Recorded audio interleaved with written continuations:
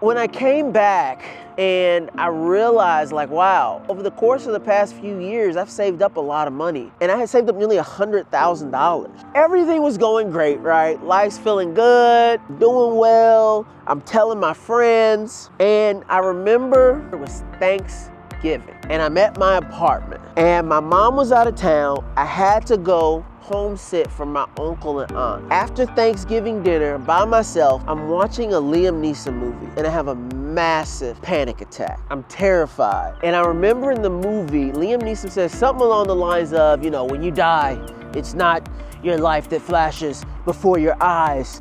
That's bullshit. It's your regrets that haunt you in your final moments. And my heart got tight and my stomach got tight. And I said, oh my God, I don't want to die with regret. Now, mind you, on the outside, I look good. I'm smiling all the time. Had lost some weight. I done picked it up now. You know, I'm making money.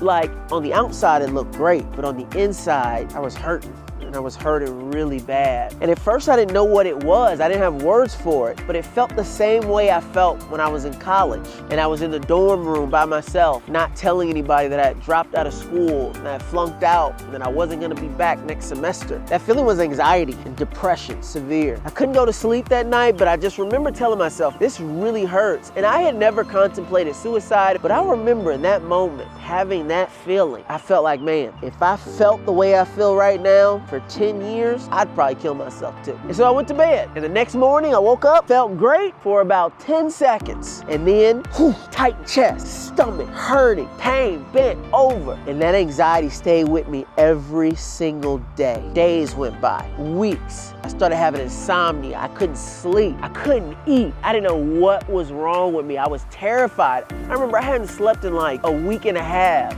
No sleep. And I remember I finally went to my boss, Curtis.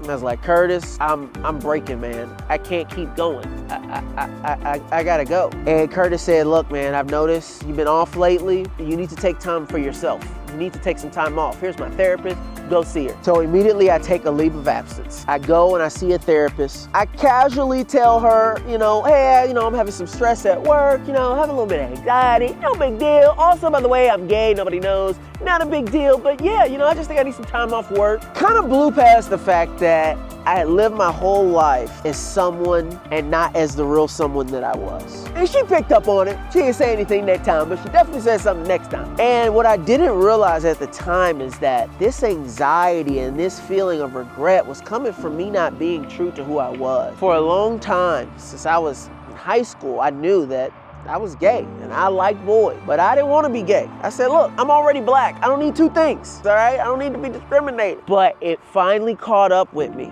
And I didn't even realize until then that feeling of anxiety and depression, what caused it and what exactly it was. And that day and that moment, I finally realized what it was. And I told myself I can't continue like this. I lived with that anxiety about a month. It was about a month before I said enough is enough. So I take a leave of absence of work and I have to go to a mental hospital. And I'll talk to you about the mental hospital because I'm gonna take you there.